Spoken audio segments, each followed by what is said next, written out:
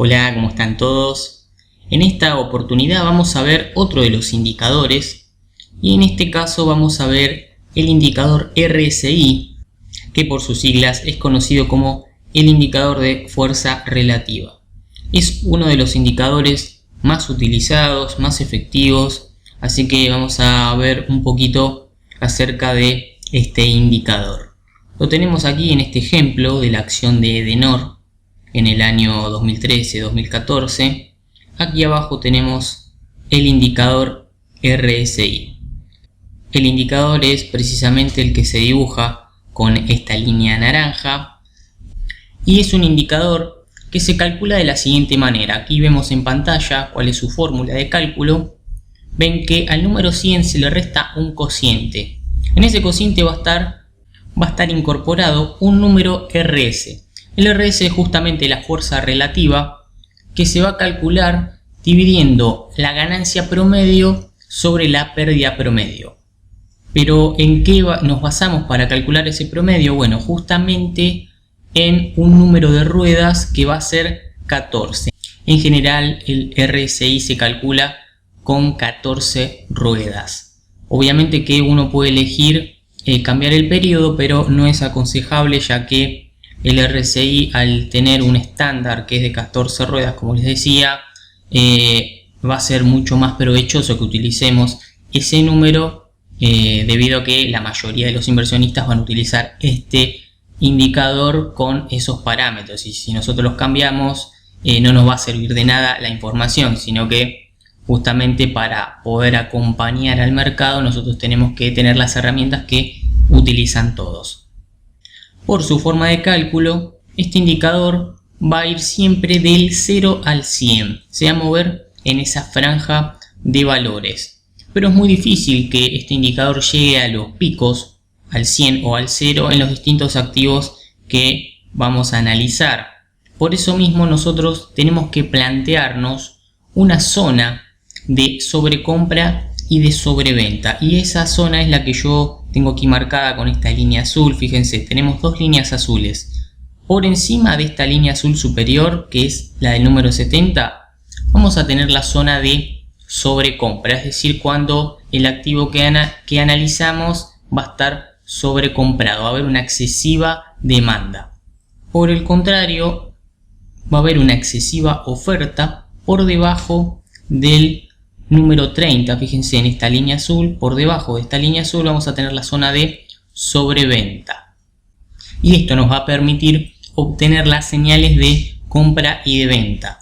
Cuando vemos que el indicador, es decir acá la línea naranja, se ubica por debajo de esta zona de sobreventa, estamos teniendo una señal de compra. Y cuando se sitúa por encima del nivel de la línea azul que está en 70, cuando se sitúa en sobrecompra, ahí vamos a tener una primera señal de venta. Obviamente que esta es una primera señal. También podemos ayudarnos, al igual que en el MACD, con el análisis chartista. Podemos analizar gráficos, resistencias, soportes, canales, etcétera, todo dentro del RSI, como por ejemplo, fíjense acá, voy a marcar esta línea de tendencia alcista en el RSI de la misma manera que lo haré en el gráfico de cotización. Fíjense que primero tenemos una señal aquí, una señal de venta. Fíjense cómo el RSI se sitúa por encima de la línea de 70, es decir, está en la zona de sobreventa. Sin embargo, si nosotros nos apoyamos también en el análisis chartista, vemos que todavía no quebró la línea de tendencia, sigue la tendencia intacta. Entonces tranquilamente nosotros podemos ignorar esa primera señal y confirmarla así en el momento que el RSI cruce hacia abajo esta línea de tendencia. Fíjense acá como si la cruza, entonces aquí sí vamos a tener una confirmación de venta.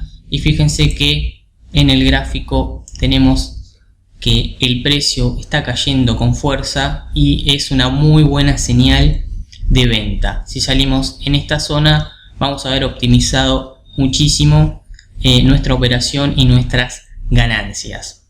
Y también tenemos otra ayuda que podemos utilizar, que es el de las divergencias alcistas y bajistas, al igual que en el MACD. Una divergencia alcista habíamos dicho que nos va a dar una señal de compra, ya que aunque los precios estén cayendo en la cotización, vamos a tener un indicador que se va a mover en sentido contrario, es decir, que va a estar subiendo.